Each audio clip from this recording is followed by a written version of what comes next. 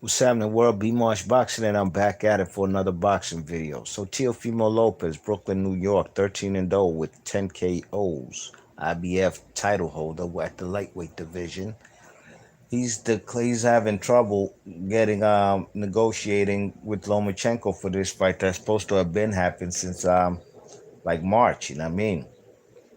Yeah, Teofimo Lopez is not happy with the 1.2 million that's been reported that he's been offered, considering the fact that the man Lomachenko is going to make 3.25 million. You know what I mean?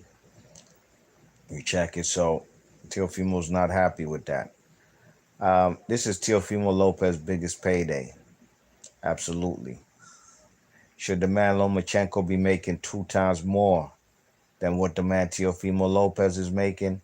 Well, apparently, Team Teofimo Lopez don't feel that should be the case. They don't feel that's fair. You know what I mean?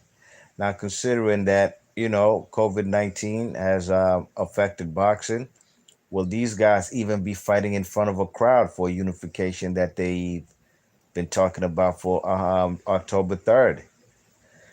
Will there be a crowd? I don't know. Should Teofimo Lopez consider taking the pay cut? Or are you taking that $1.2 million, his biggest payday? That's an option.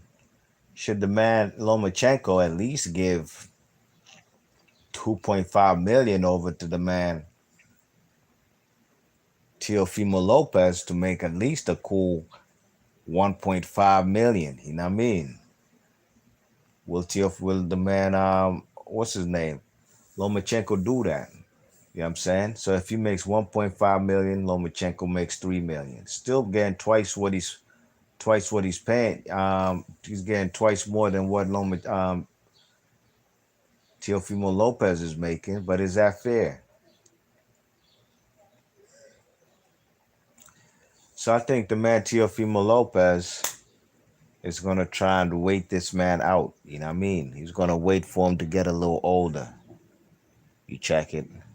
He's probably going to wait for the man to get older. That's even if Teofimo Lopez stays at 130 pounds.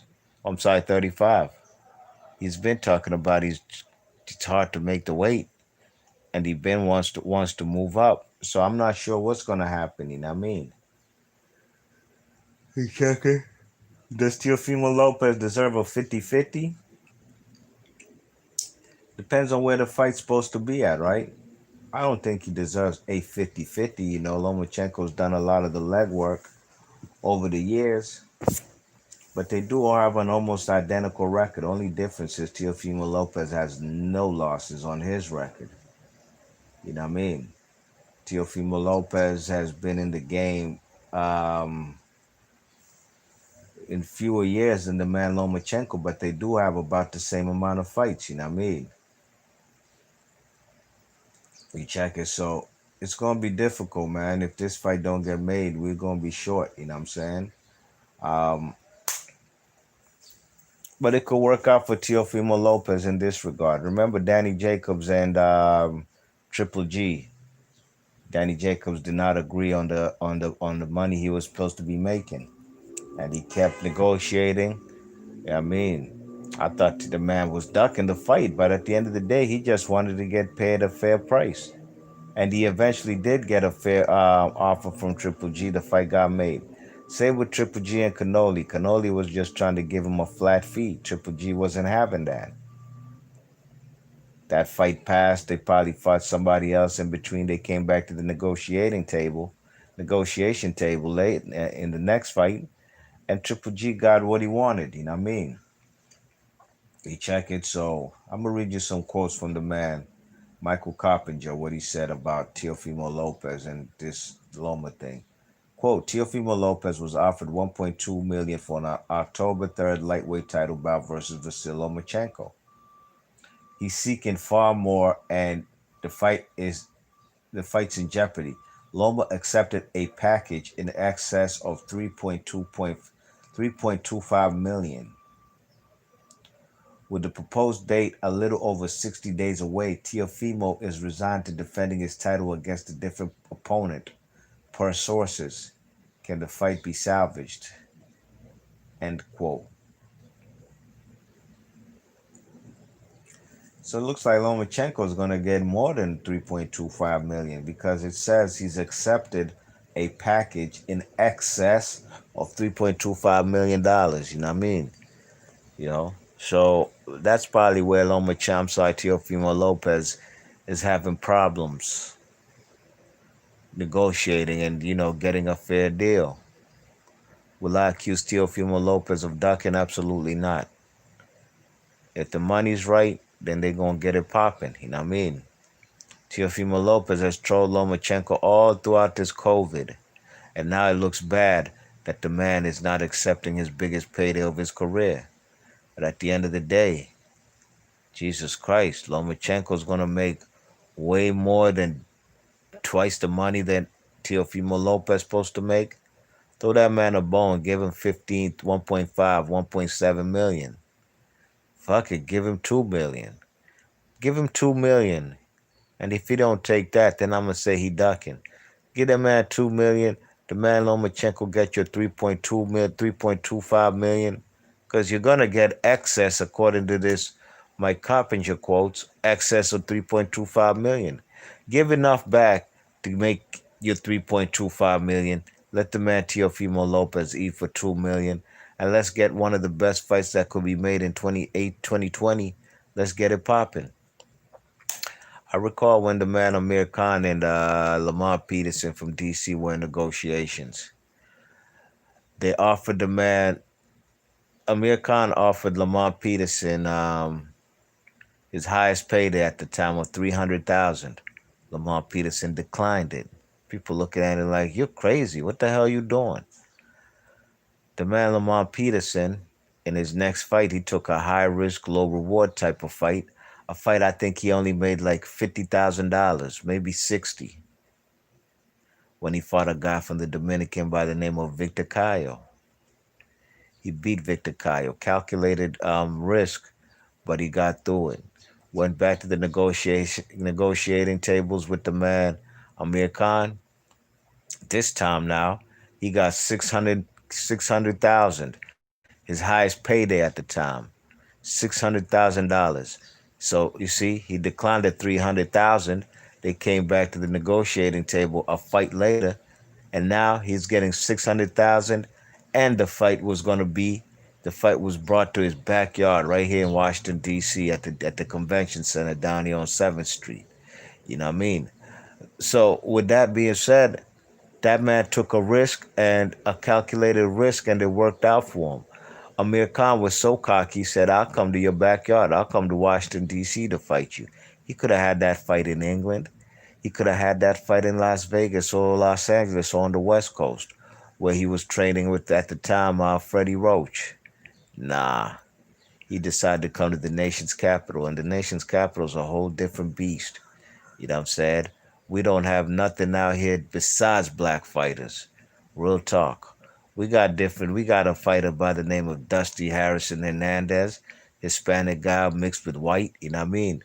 Look at his career, you know what I'm saying? That man's like 32 and 0 with one draw. Man has never stepped up in his career. When he stepped up and fought a washed up Mike Dallas who had come from knockouts from guys like Lucas Matisse, that man won that fight. They gave him a raw deal. And look, man, Dusty Hernandez Harrison from DC, I'm going to keep it tall with y'all. Slim lost that fight. You know what I mean? Yeah. So Amir Khan didn't know what he was getting into trying to come out here at the convention center to fight Lamar Peterson. He lost 2 straps that night. 2 straps. Lamar Peterson took a calculated risk, got himself 600,000, his highest payday of his career, when they had just offered him 300,000, and he left up out of that DC Convention Center with 2 straps, IBF and WBA, off of Amir Khan. Controversial fight as far as the decision is. Fight could go either way. It was razor sharp as far as, I'm sorry, razor thin as far as the decision. Lamar Peterson, I will not front. I'll never front. I don't front for y'all here on this YouTube shit. I'll keep it tall with y'all. The referee was in the bag. You know what I mean? He helped Lamar Peterson, You know what I'm saying? By one knockdown, they didn't count it, but that's neither here nor there. I thought Lamar Pearson really did win the fight with a little help from the ref. But at the end of the day, Danny Jacobs, Danny Jacobs, Triple G, Manny Pacquiao. Manny Pacquiao is being offered a flat rate of $50 million. Not no 50-50 thing. You know what I mean? A lot of people they talk about, oh, Manny Pacquiao turned down a 50-50 deal with Floyd. Nah, it wasn't a 50-50 deal.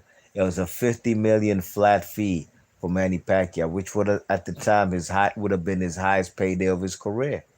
That's all well and fine. They took five years to make that fight. At the end of the day, when they renegotiated, Manny Pacquiao ain't got no 50 million, man. That man grossed close to 200 million fighting the man Mayweather. So maybe Teofimo Lopez is in the same boat. I'm not gonna call it a duck as of right now. Teofimo Lopez might want some more money if this guy look, man, they have almost the same amount of fights. Only difference is Teofimo Lopez has no loss on his resume. I'm saying. So they should do the right thing, man. Make the negotiations fair. I do believe that the man Lomachenko should get the highest, biggest chunk, lion share of the purse. You know what I mean? But at the end of the day, if Teofimo Lopez and Lomachenko don't get come to the table and the negotiations goes right, then we gonna be short as boxing fans. We ain't gonna see this fight next, and that'd be a damn shame. It's a damn shame because I would have seen this fight live if it wasn't for the COVID. I was gonna be up in MSG at the end of March when that fight was supposed to happen. Be Marsh Boxing League, your thoughts and comments. Let me know what y'all think about the man Teofimo Lopez declining to 1.2 million, his highest payday of his career. You think he pump faking? You think the man is ducking, or you think they're gonna come back to the table and he gonna get a higher offer? Be Marsh Boxing. I'm gone. Peace.